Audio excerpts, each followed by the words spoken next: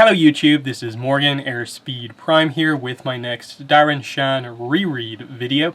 This one's going to be my review for book 3, which is called Tunnels of Blood. So this brings us to the 1/4 point of the story, but it also means that we've finished the Vampire Blood trilogy is what the first 3 books together are called.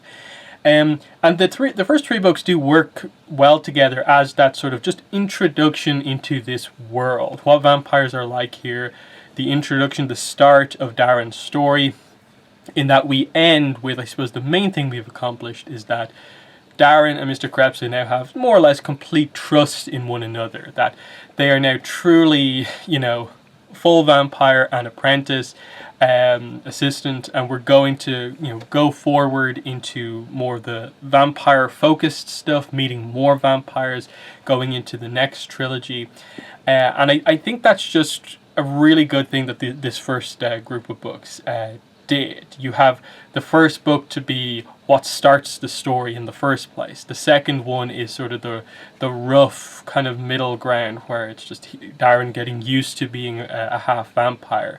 He struggles with Mr Crepsley, but he's trying to help Darren. And here we see that, okay, Mr Crepsley sort of goes a bit radio silent a little bit. Like, he's with them for the whole time, but he's out doing his own thing, not really including them with things. And so what ends up happening is that they begin to suspect that Mr Crepsley is the one behind all these murders that are happening in this town, when in fact he is actually the one there investigating it, and that's why he's putting so much time and not really talking to them.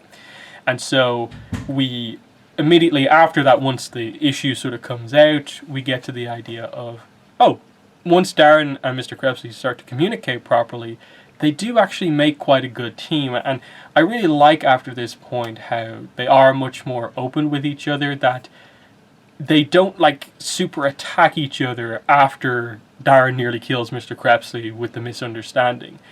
He immediately gets why Darren did it and realizes that, like, I was a fool to just be so silent and not include you in anything.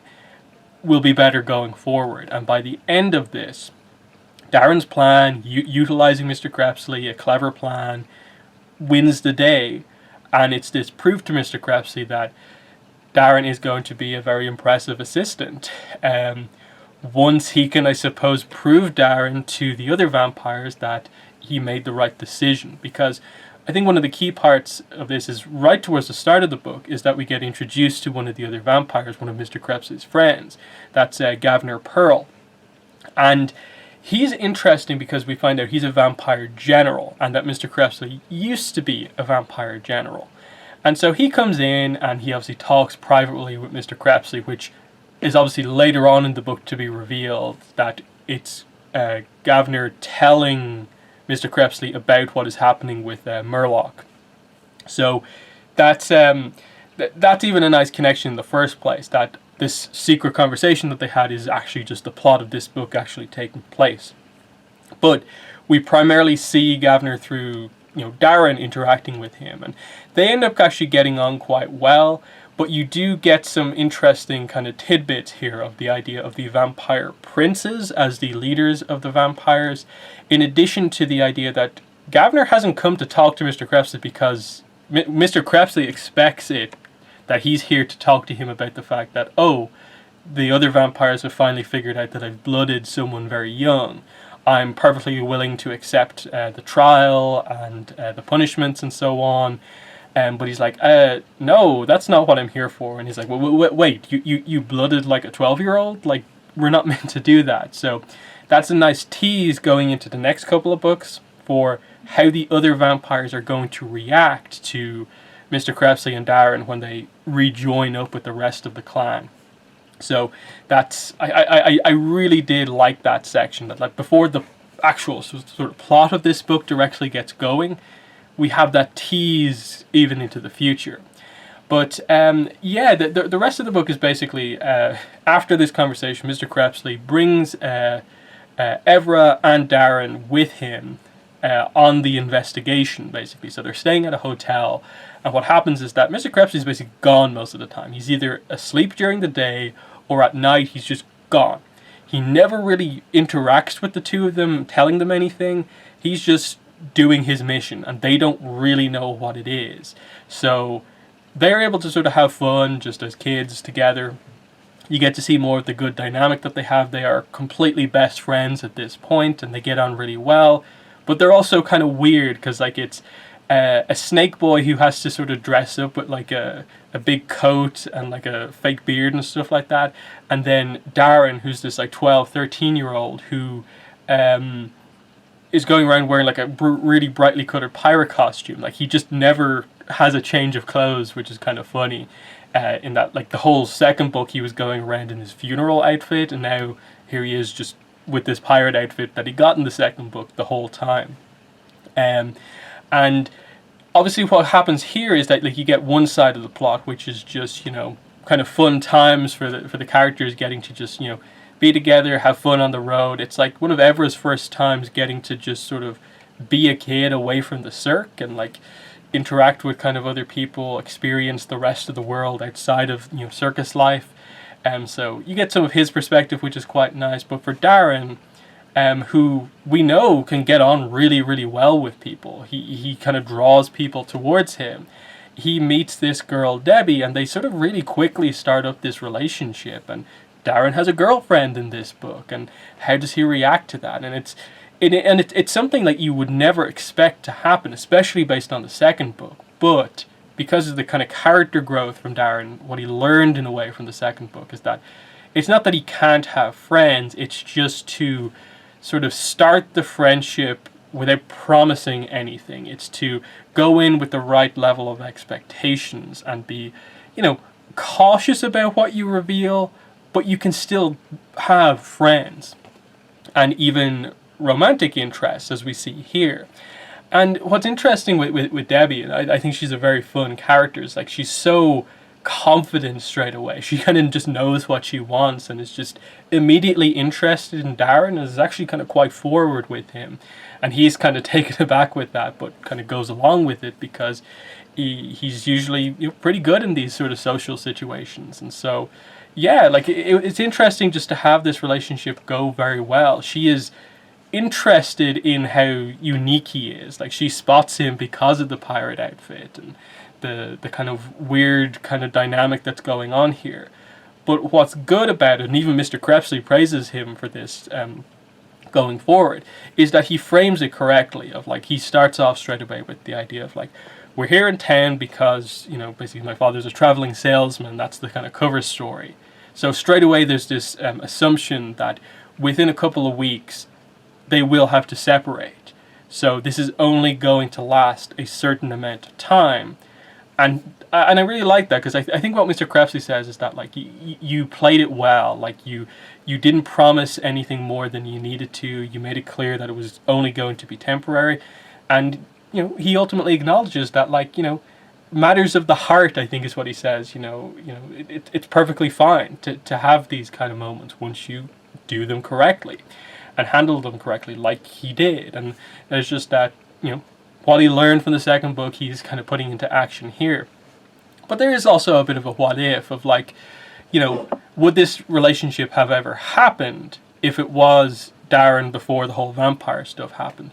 Perhaps not, because Debbie is sort of drawn to some of the kind of more unique aspects of him at this point, some of the mystery that surrounds him, and she can sort of sense that there's more there than he's telling her, but she's, you know, she likes him, so she goes along with it. Perhaps, you know, it's a relationship that maybe could have happened had Darren from the start of the first book met her, but it's happening here, and it's only going to last a certain amount of time, but they do have a very good relationship together. And just the fact that even when he has her meet Evra and they reveal that he's a snake boy, she's kind of like, how dare you call him that? But, you know, Evra's fine with it. He's used to that whole thing being part of the cirque. And just even just the moment before that of like Evra and Darren talking about, I'm going to introduce you to Debbie, and he's kind of like, but what if she kind of freaks out at my appearance? And he just says to him that like, I like Debbie, but you're my best friend, and I will prioritize you over her. that was just a really great moment to show the bond that Evra and Darren actually have. That since they were like properly introduced in the second book, this is this unbreakable bond, these two. Like this is, you know, this lifetime friend that Darren now has.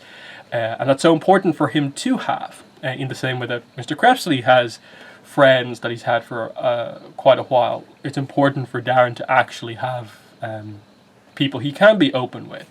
So that was really good. And, you know, there's just a lot of kind of cute moments. A lot of the dialogue is actually quite fun between the two of them, sort of like teasing each other. And even when you get to scenes like the kiss, and like initially, like she's the one like, are you not going to kiss me goodnight? And he's kind of like, I didn't think this was going to happen. And he sort of freaks out and doesn't know what to do. And he leaves, but then realizes that like, no, that was dumb. I should go back. And then he suddenly appears at her window and she's like, how on earth did you even get up here? And they have that moment and it's like, okay. There's just a lot of very kind of fun moments like that in this first section of the book, when it's not too heavily focused on like the big action that's sort of about to go down. But obviously everything changes when he returns home, I think, after that first date, and Evra informs him that like, okay, report on the news, lots of bodies, drained of blood. So immediately they're both thinking, okay, vampire involved in some way, but it's not technically part of vampire culture to drain humans completely, so what's going on here? They suspect Mr. Crepsley because, of course, he's not talking to them. He's going about his business secretly, and he's just allowing them to do what they want. So, you know, what are they meant to believe? So they start to sort of shadow Mr. Crepsley and follow him, and they realize, wait, he is following someone. Is he planning to kill him? And I like how the book does this, because it starts off with basically, you know, to start off with a dramatic moment. You start off in the middle of Darren about to attack Mr. Crepsley if Mr. Crepsley goes to attack this guy he's following. And it happens. And then when you catch up at that moment and you realize like, oh, Darren has misinterpreted this. And I was wondering, like, I remembered this was a plot point in the book. Was this going to be a sort of silly thing that Darren latches onto, but it's not really believable? But I think the book does a good job at making it clear that, yeah, like, just Mr. Crepsley being just completely radio silent. It has Darren immediately suspicious because he doesn't fully trust Mr. Crepsley. There's moments when he really likes Mr. Crepsley, but there's other things about him that he just is frustrated by. So Darren still is frustrated by, I suppose, just the nature of how the two of them have come together. You always have to go back to the first book and the fact that this has come about because Mr. Crepsley sort of almost like trapped Darren into a sort of not a great deal. Admittedly, you know, Darren did steal Madame Octa, but you know, the deal ultimately, I will save your friend's life if you become my assistant, is, you know, quite heavy against Darren. It hasn't worked out in Darren's favor that well. So he has reasons to still be, you know, angry and upset about what's happened. So he still doesn't fully trust him. But then you find out the big reveal of this book, in terms of lore of this universe, is Mr. Crepsley was not tracking humans to kill them, or even to take blood. He was tracking a killer, specifically a type of vampire called a Vampanese, which is basically a separate race, and their approach is to always kill when they feed. So they never just take a little bit of blood just to keep themselves going. If they feed, they kill someone. They drink all of their blood, and that's what's happening here. Mr. Crepsley is pursuing this Vampanese called Merlot. I think that's the pronunciation. I'm not really sure though. And so this is where what happens. Mr. Crepsley has basically tracked him to a point where he can basically deliver the killing blow immediately. Darren interrupts that, and it seems like it's going to be this breakdown in communication once again. Mr. Crepsley's going to get angry at Darren because Darren was wrong. But once Darren explains himself, it's entirely reasonable, and Mr. Crepsley is like, yes, you are right. I should have kept you in the loop to some degree. It is only reasonable you would assume that. And so immediately after this point, the communication between the two of them is a whole lot better. And you can see the potential going into the future for how it's going to work. This is where, you know, Darren comes out and reveals that he is in a relationship with Debbie, and he expects Mr. Crepsley to criticize him for this, but he's actually like, no, that's good, you handled it very well, and he's very, you know, reasonable about it. Like he was in the second book for a lot of the time about Darren not drinking blood. He gets why Darren was trying to linger on to that sort of last bit of like holding on to his humanity to a degree, not drinking human blood. But he realized that there was a certain point at which I can't just, you know, sit over him this whole time while he basically kills himself. I have to force him to do this before he dies. And I like how they play with that as well towards the end, where you get this situation where, like, okay, Darren goes to the Christmas meal with Debbie and her parents. They, you know, have a drink together, and all of a sudden we cut to, they're just in the tunnels, what's happening here? And then you're suddenly caught up with, okay, what's happening here? Like, Darren and Mr. Crepsley argue in the tunnels, and they go their separate ways, and it's like, oh no, another breakdown in communication. But it more highlights their good communication, because Darren came up with the plan to make it seem like Mr. Crepsley had left Darren by having this fake argument, and it would be reasonable because they were at odds with each other. So a great way to outmaneuver Merlot in the end, and the fact that it's Darren's plan which ultimately works out. It's a risky plan, but it works out completely, to the point where Mr. Crepsley is able to basically take out Merlot expertly right at the end, highlighting a lot of the stuff that was said about him at the start of the book, which is that Mr. Crepsley used to be a vampire general. He's kind of taken a step back from that now, and the whole idea of the sort of treaty, in a way, of peace, kind of, that's there between vampires and the Vampanese, which is that in general they won't really interact with each other, but if one of them does kill one of the other species, then there sort of is a justification to go after them. And in this case, Mr. Crepsley feels he can go after Merlot to protect his hometown, which is a nice reveal, is because Mr. Crepsley isn't a general. He isn't like super official. He's just one vampire going after one Vampanese, and that's it. He's not going to cause a war because he doesn't have an official position. He might draw some attention to himself if Merlot is ever found dead, but otherwise it is just a personal issue here at play. And I like a lot of that, because I think even Mr. Crepsley just revealing that part of the reason he's trying to sort of protect this place is because it's where he was born, is something that just makes him feel more, I suppose, human, more like a real person to Darren.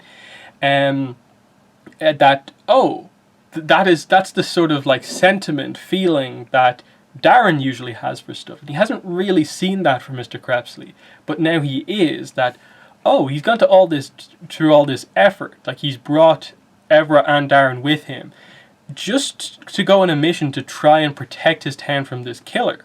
That shows a different side of him that we kind of haven't seen before. That is another part of why I think Darren grows to really trust him by the end. And then I think the other thing that's got across is just because Mr. Crepsley used to be a general, it gets across that he is clearly one of the better vampires we've seen. He's not just a random vampire. He is kind of one of the best. He had so much potential, but has gone down a bit of a different path, which is another thing that's like, okay, when he meets up with the rest of the clan, how's that dynamic going to go down? Not just because of, people are going to have issue with his assistant, Darren, being so young, but also potentially with him being a little bit of a kind of maverick, kind of, to a degree. And then, how quickly he takes down Merlot when finally he strikes. I like the way they do this, and that it's just 4 moves in the fight. It was like knife to the shoulder, Mr. Crepsley moves in, Merlot misses one of his attacks, and then Mr. Crepsley finishes them off. Again, it's brutal because it's like a hand straight through the stomach, but it shows the sort of violence that's at play here, how skilled the trained killers in the vampires and Vampanese actually are. And and overall, like I think Merlot was a pretty interesting villain because they got across the idea that he doesn't really represent the typical Vampanese. Like, obviously vampires disagree with how all Vampanese do things, and that the whole idea of there being a sort of honor in killing someone and drinking all of their blood, and the whole idea that in doing that you are remembering them, because it still applies even if they're Vampanese, that if you drink a huge amount of someone's blood, you will remember an aspect of them. And I suppose for the more honourable Vampanese, they see that as more of an actual ritual. And I like that, even though technically, as is explained here, the Vampanese are sort of a splinter group from vampires, and it is just a difference of sort of ideology in a way. They have grown to sort of be a whole different species, because when you've gone down the Vampanese path enough, your skin sort of goes purple because you've been drinking so much blood. They describe like that, like there's aspects of red all over them, and like the eyes and like nails and stuff like that. And I think that's just a cool like visual descriptor that differentiates them. Of like, okay, Vampanese can have to be like even more hidden because they drink so much blood. But then they also have their own traditions of like, typically they won't go into someone's house to kill someone, which is where that sort of vampire myth about a vampire has to be invited into the house first, otherwise they can't go in, sort of comes from. And there's some clever uses of the sort of folklore style vampire stuff, in addition to what Darren Shan does differently here to make the vampires of this universe feel a little bit more kind of modern. But the vampire Vampanese stuff obviously is a setup for the bigger arc of the overall series. This is the key like lore reveal in terms of the overall plot once we properly get into, I suppose, the second half of the story, vampires versus Vampanese, and how do we get to a point where it is full kind of blown all out war. I think that's most of what I want to talk about here. Like I said, it was just a nice combination between the just fun, young teen, hanging out style moments of, Darren, Debbie, Evra interacting, and then the much more intense sort of second half of the book with the, following people through the night, suspicions surrounding Mr Crepsley, the fact that they're meeting in these kind of like back alleys and these sort of buildings and all this kind of stuff happening, murder, suspicion, and then just the sort of sadness around like, the way Darren, I suppose, has to leave Debbie here. Of course, this was always going to happen, in that even when he goes to the meal with Debbie and her parents, there's that sense of like, oh, this is going to be your last time seeing each other, isn't it? The fact of like how it happens, that he has to sort of do this sort of trick. This is the only way to save her and her family and take out Merlot, is to kind of drug her and her parents, keep them out of the action, kill Merlot in the house, and then place them back in their beds and have them wake up the next morning. Basically, what happened? I like the little moment of he leaves something behind to give sort of the impression that he was thinking about her as he left, which is that he kind of puts the Christmas tree fully decorated like in front of her, so that when she wakes up, that's what she'll see, and it will clearly be from Darren.